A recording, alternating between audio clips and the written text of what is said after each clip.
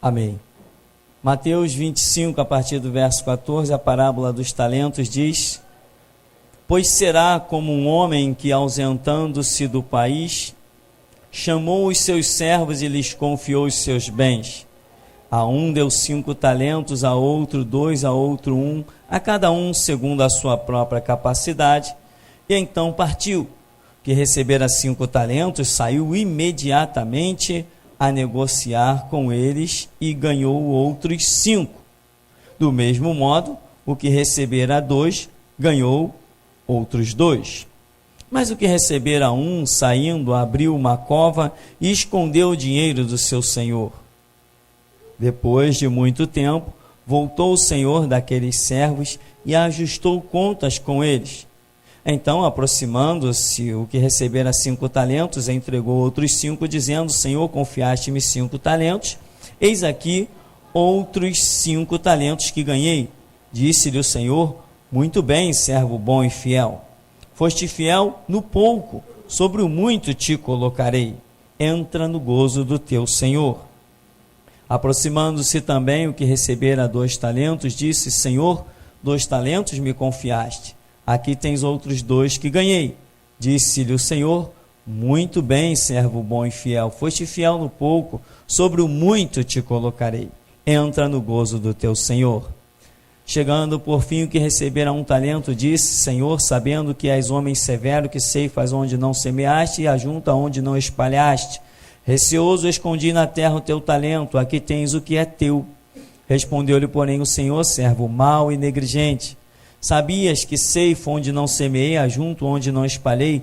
Cumpria, portanto, que entregasses o meu dinheiro aos banqueiros, e eu, ao voltar, receberia com juros o que é meu.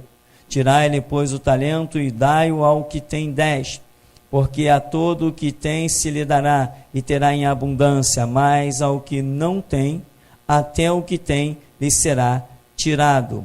E o servo inútil lançai-o para fora nas trevas. Ali haverá choro e ranger de dentes. Amém? Podeis sentar em nome de Jesus. Parábola tão conhecida, mas a palavra sempre será digna de toda leitura e exame. Por mais que vocês estudem, a palavra de Deus, ela é viva, ela é como um rio, ela se renova, ela tem o espírito da profecia. Parábola dos talentos. Interessante que aqui diz, né? Tirai o talento do que tem 1, do que foi negligente, e dai ao que tem 10. Certa vez eu preguei aqui, eu nunca tinha observado isso, mas eu preguei, e depois de uma pregação, nós estávamos orando, e no meio da pregação, orando, vocês vão lembrar disso, em que eu dizia: Senhor, pega a unção que deveria estar se cumprindo na vida daqueles que caíram, e não deixa nada se perder, pega aquela unção e joga sobre nós. Lembra disso? Teve um camarada que veio aqui no final do culto, não me chamou de herege na cara, até mesmo porque eu não dei muito papo para ele. Eu acho o seguinte, que aqueles que não entendem a obra, procurem um lugar onde entendam. Todos são livres, né? E ele disse: pastor, com aquele ar irônico, né? Que a gente conhece muito bem, não somos crianças. Deus não pode tirar a unção de ninguém e botar sobre outro alguém. Deus não pode pegar dos que caíram e eu disse: irmão, você quer me questionar? Olha, tá vendo aquela porta? Dali para fora você me questiona, dali para dentro mando eu. E virei as costas para ele. E aqui Jesus está dizendo: tira o talento do que tinha 1 e dá para o que tem 10. Amém, irmão? A unção, Senhor, eu peço nessa noite, de todos os que caíram e envergonharam teu nome, me capacita e traz ela sobre mim, e sobre os que querem fazer a tua obra, Senhor. Amém? É isso que queremos. Aqueles que envergonharam o nome do Senhor tinham unção, mas foram lá e fizeram aliança com o Estado, com os políticos. Senhor, tira deles e traz para a gente. Que nós vamos mostrar que lutaremos até o fim para não envergonhar o seu nome. Valorizaremos o sangue do Senhor. Então, irmão, está aqui esse texto. Certamente o camarada foi embora. Eu espero que ele aqui não volte, para não me dar o trabalho de ter que chegar para ele e dizer: ô meu amigo, seu lugar não é aqui. Foi embora e ficou sem aprender esta lição. E tenho certeza que ele já deve ter lido esse texto aí algumas vezes. Mas Deus dá graça aos humildes e resiste aos soberbos. É isso aí. Então, irmão, essa parábola dos talentos, nós já conhecemos um pouco, jamais diremos que conhecemos toda a palavra de Deus, ninguém conhece tudo. Longe de pensar isso, Paulo diz: aquele que cuida saber tudo, ainda não sabe como convém. É claro, se Deus é uma fonte inesgotável, você nunca pode pensar que sabe tudo. Clama a mim e responder-te-ei, anunciar-te-ei coisas grandes e firmes, que tu não sabes. Isso é todo dia que você abrir a Escritura, Deus está dizendo: eu tenho novidade para você, é só buscar. Aqui então, Jesus, está mostrando que o reino de Deus é semelhante a esta parábola. Ele se ausenta, mas reparte os seus bens, O que são os seus bens? É a unção, é a revelação, é o conhecimento da palavra. Ele reparte aos seus servos. Repartiu a quantos servos? A 3 servos, Isso é outro detalhe. Então veja bem, aqui,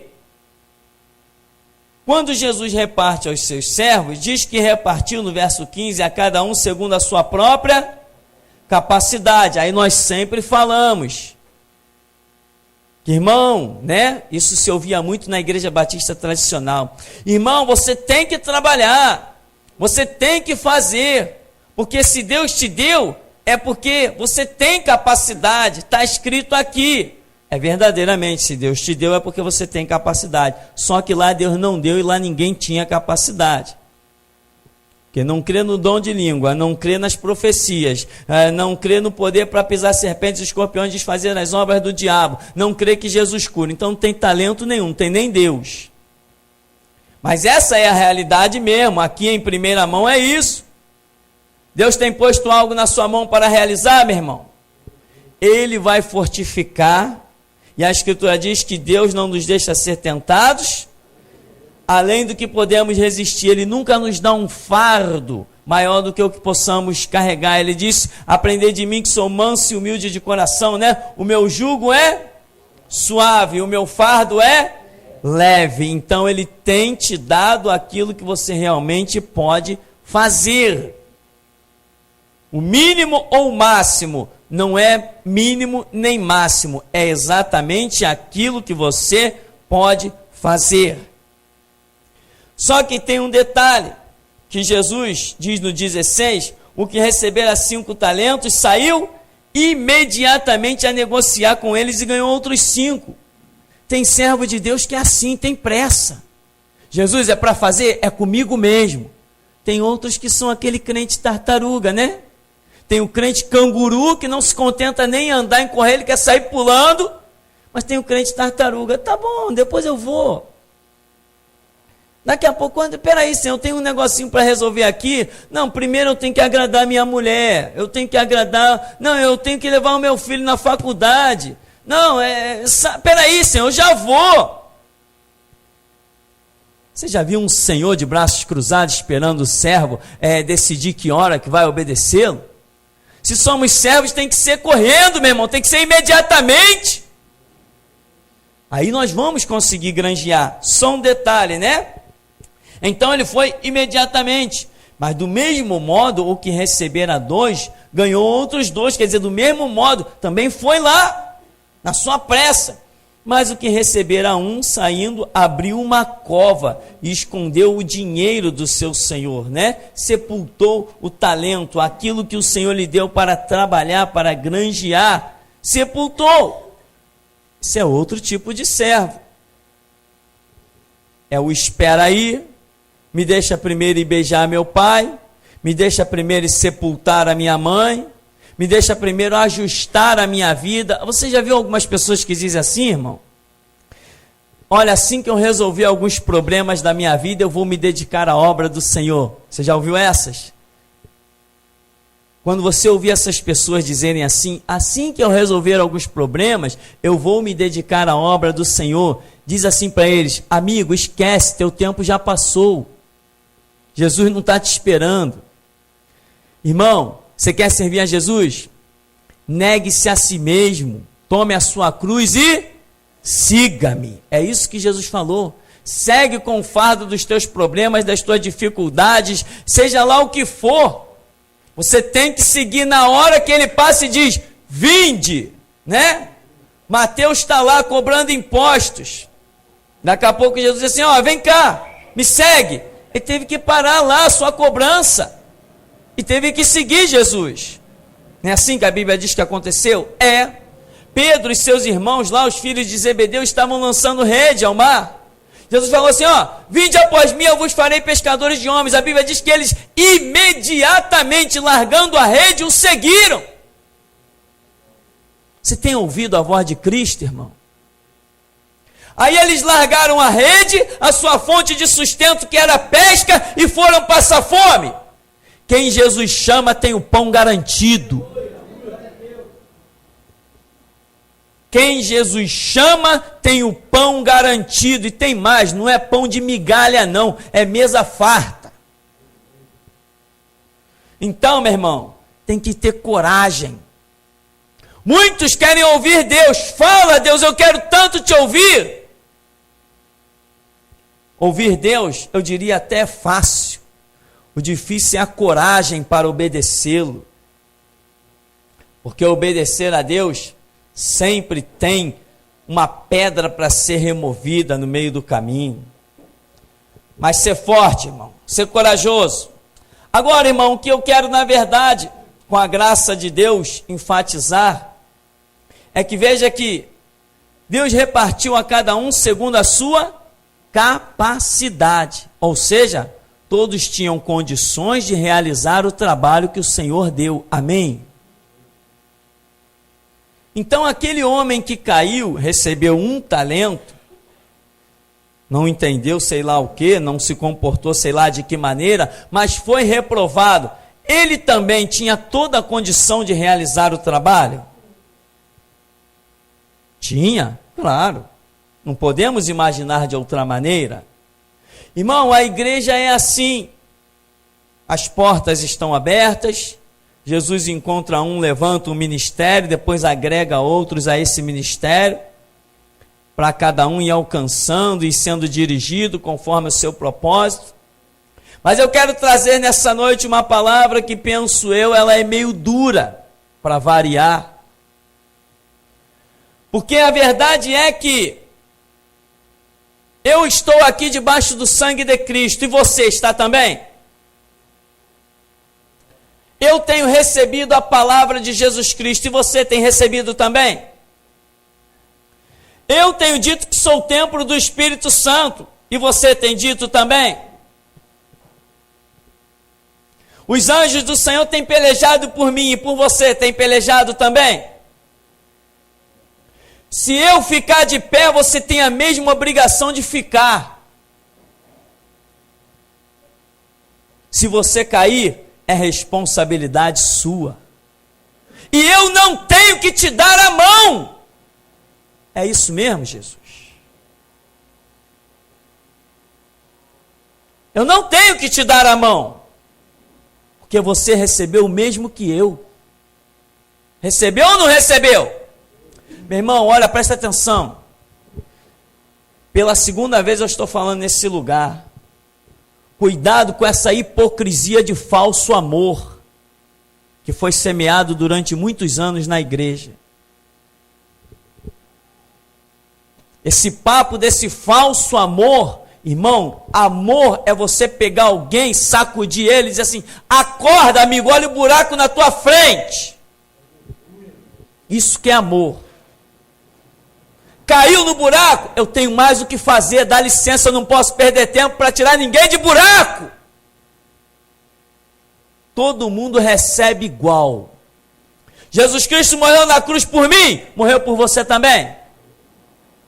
O Espírito Santo foi enviado para me ajudar, para me sustentar, para me guiar em toda a verdade. Foi enviado para você também.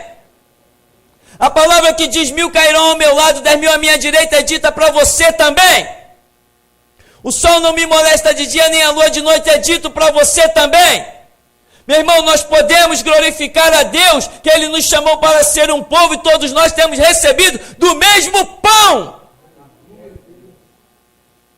Temos bebido da mesma água, temos servido o mesmo Espírito. Portanto, não adianta compaixão pelos que caem. A palavra diz: ao que vencer. Se ele está cobrando do que vencer, é porque ele deu condições para vencer. Depois caem. E não adianta, eu não me curvo a lamentos. Eu me curvo aos pés do meu Senhor Jesus. E eu não sou movido por sentimentos. Porque eu aprendi que a obra de Deus é obediência. Não adianta o que eu penso, o que eu sinto, o que eu acho. Espadas podem atravessar a minha alma, mas eu não deixarei de obedecer ao meu Senhor Jesus. Hoje eu renovava o meu pacto com Ele e dizia: fala, Deus, que eu te obedeço. Então, meu irmão, aqui, olha, foi dada a cada um segundo a própria capacidade. Ou seja, todos nós temos recebido igualmente, né? Às vezes vem uns espertos, entre aspas, né, irmão? Não quero chamar ninguém de esperto. Alguns bobos. Não, pastor, eu tenho uma fraqueza sexual. Tá bem, é mais homem do que eu. É mais homem do que os outros homens. Todos nós vivemos no mesmo mundo, todos nós somos descendentes do mesmo Adão. Que papo é esse? Ah, pastor, não resisto a isso, não resisto àquilo. Tá bem, e eu nasci da chocadeira. Amanhã depois, tá no lamento, tá no pranto, dá seu jeito. Amém, meu irmão? Dá seu jeito. Nada justifica a nossa queda. Quando caímos, estamos dizendo que o sangue dele não foi o bastante. Quando caímos, estamos dizendo que o Espírito Santo não é o bastante. Miríades e miríades de anjos são ordenados a teu respeito e você fracassa. Nada vai justificar a queda. A misericórdia triunfa do juízo, mas o juízo será sem misericórdia. Está escrito. Então, irmão, é dado a cada um segundo a própria capacidade, ou seja, o que ele te deu está dentro da sua capacidade de vencer, de triunfar, de ver a manifestação da sua glória. Ele disse: se tu creres, verás a glória de Deus. Disse isso para quem? Só para mim? Disse isso só para os que passaram antes de mim? Por que uns veem a glória de Deus, uns ficam de pé e outros caem? Aí depois que cai, arranja sempre um culpado. Aliás, que todo caído sempre tem um culpado. Ninguém se olha no espelho para dizer assim: ó, cara, tu vacilou, hein? Sempre olha para o lado ou olha para trás, sempre quer achar um culpado. Meu irmão, eu tenho uma glória sobre a minha vida. Deus me deu graça para não dar ouvidos a ninguém. E eu posso verdadeiramente dizer: se um dia eu cair, eu não tenho ninguém para culpar, porque eu não ouço ninguém. eu não ouço ninguém. Sabe o que é ninguém? Ninguém. Às vezes com toda educação, mas eu sou obrigado a dar cortes na minha mãe, que me amamentou, que botou a comida na minha boca. Depois que eu assumi um púlpito, eu não enxergo mais ninguém na minha frente. É eu e Deus. O Senhor me ensinou, sacerdote meu tem que dar ouvidos a mim. Por isso que eu tenho falado aqui, que não presta obediência às autoridades. Recebi 3 cartas das autoridades. Tô nem aí. Se quiserem, encosta aqui com a escolta deles e me prende, que eu não vou lá. Só se o meu Senhor Jesus me mandar. Não devo obediência a juiz, nem a advogado, não tenho medo de polícia, de exército, marinha, nem aeronáutica, e nem de traficante. Então, meu irmão, todos nós temos recebido graça igualmente, unção igualmente, a todos nós tem dito, eis que eu vos dou poder para pisar serpentes, escorpiões e toda a força do diabo, e nada absolutamente vos causará dano algum. Essa palavra tem sido dita para você? Qual o motivo de você cair então? Só se você a negligenciar. Se você negligenciar a palavra, aí é diferente. Veja que lá em Apocalipse 3,19, um texto chama a atenção quando Jesus está repreendendo uma das igrejas, ali a igreja de Laodiceia. Jesus diz assim em Apocalipse 3,19: eu repreendo e disciplino a todos quantos amo. Sê, pois, zeloso e arrepende-te.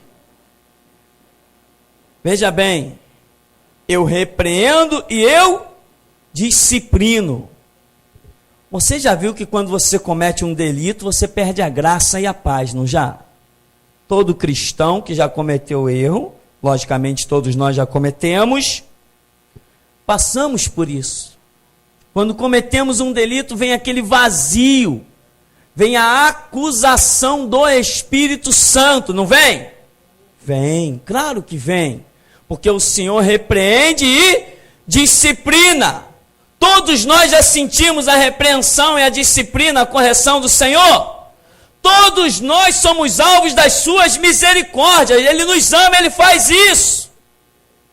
Agora Ele diz, sê pois zeloso e arrepende-te. Aí o camarada não é zeloso e não se arrepende. Aí depois cai na cova, aí quer culpar o pastor que não foi visitar ele.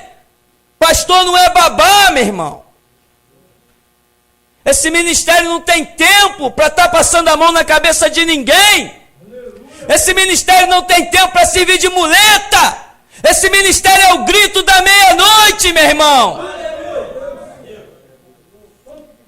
Isso aqui não tem tempo mais para bajular ninguém, carregar ninguém no colo, meu irmão. O tempo da igreja chegou ao final e chegou mesmo, hein? Dessa vez chegou mesmo. E tem gente ainda vivendo como se precisasse de muleta. Será que o Espírito Santo não é o bastante? Tem que ser. Tem que aprender a pagar o preço da oração.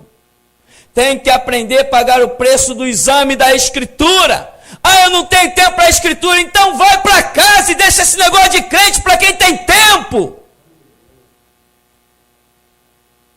Eu não tenho tempo de orar, então deixa o banco da igreja para quem tem. Chega já o que envergonharam a igreja antes de nós. Já chega, a igreja está marcada por vergonhas. A igreja está marcada por alianças com o diabo.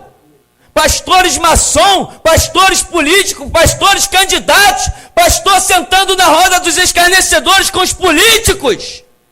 Não temos mais tempo para isso, irmão. Não temos mais tempo para bajular ninguém. Daqui para frente é gritar. Tem mais. olha esta mensagem interessante. Somos o grito da meia-noite. O grito tem como objetivo, diz a parábola das 10 virgens, despertar as igrejas adormecidas. Não é isso que diz lá? É. Então, pastor, eu vou ter que ir lá auxiliar. Não tem que ir lá auxiliar nada. Para você gritar, você não precisa parar. Você pode ir andando, marchando e gritando. Não para. Se parar, vai ficar para trás. Porque a marcha está muito acelerada, irmão. Muita gente está pensando que a igreja é um aspecto físico. Não, a igreja está aí. Não, ó, daqui a pouco eu estou aí.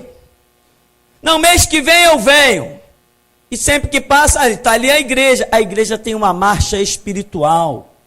Quem saiu desse lugar já era, não tem mais retorno. Pode entrar pelas portas, mas jamais pega os passos do Espírito Santo. Quem perdeu 5, 6 mensagens que ficou para trás, já era, nunca mais vai entender o que vem pela frente.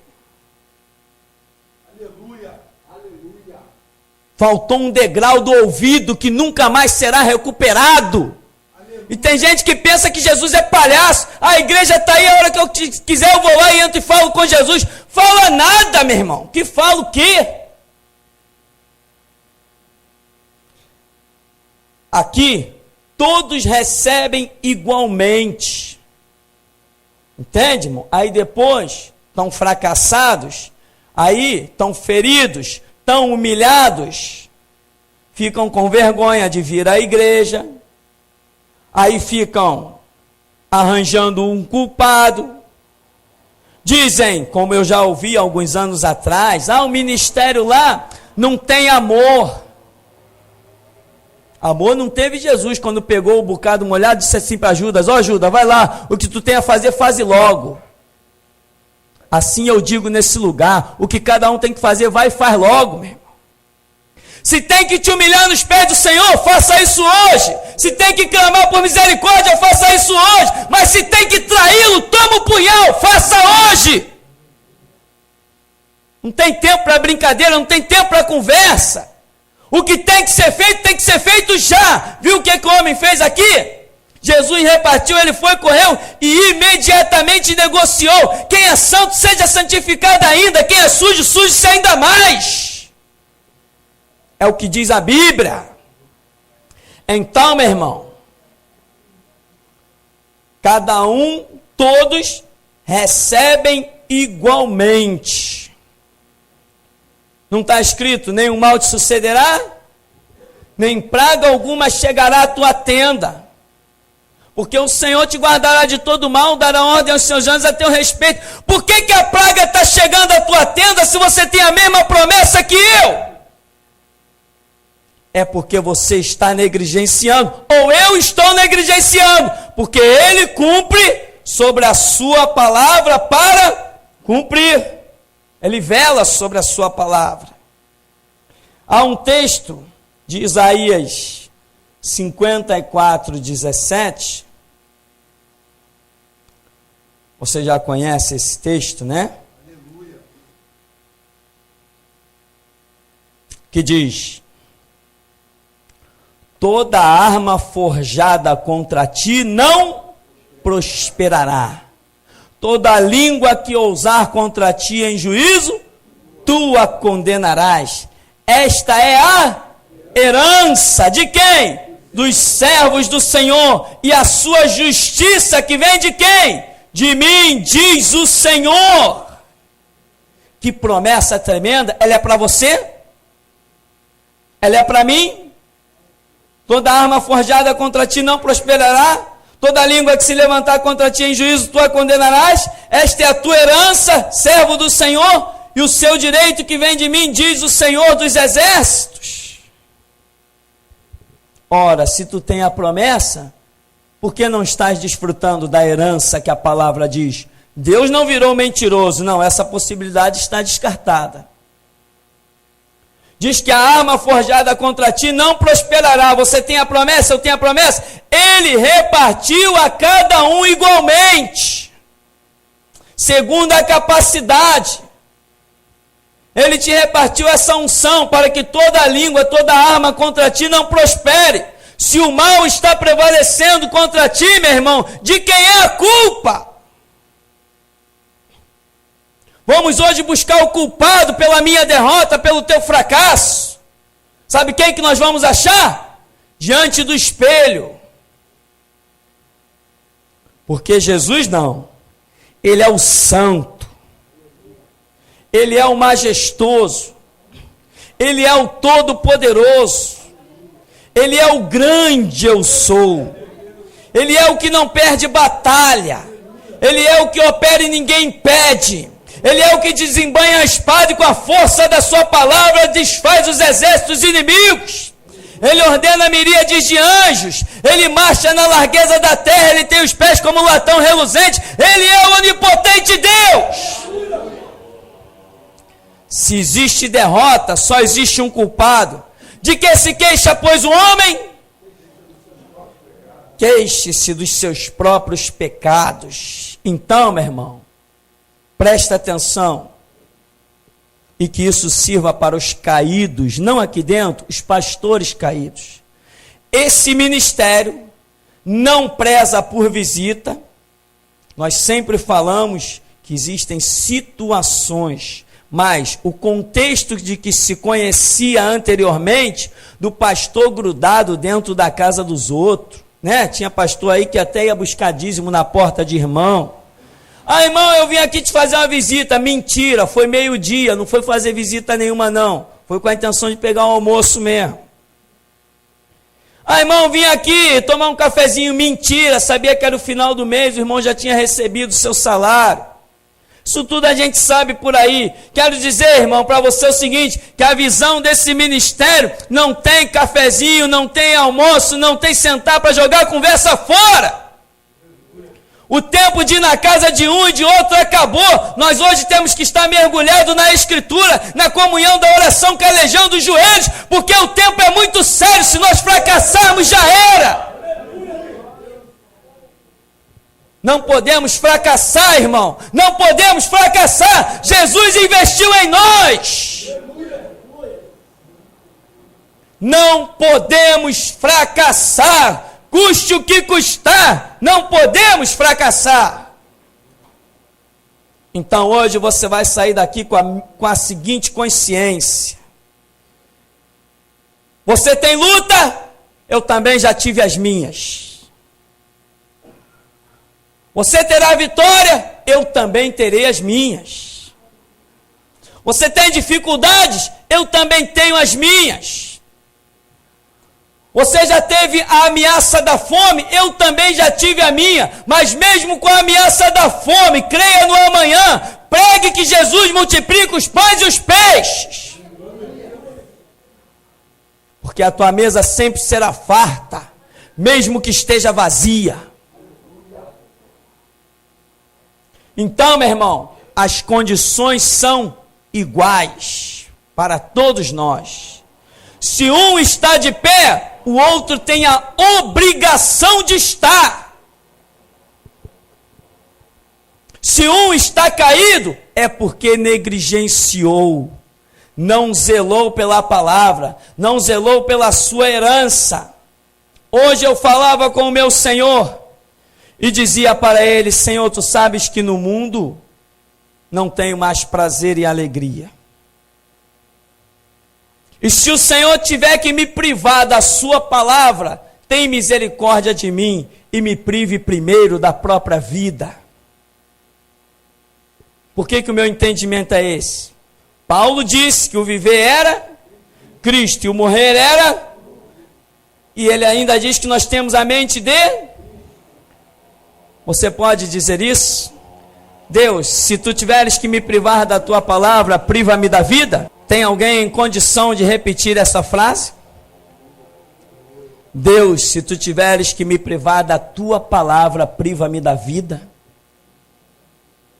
Porque eu não suportaria viver sem a tua palavra.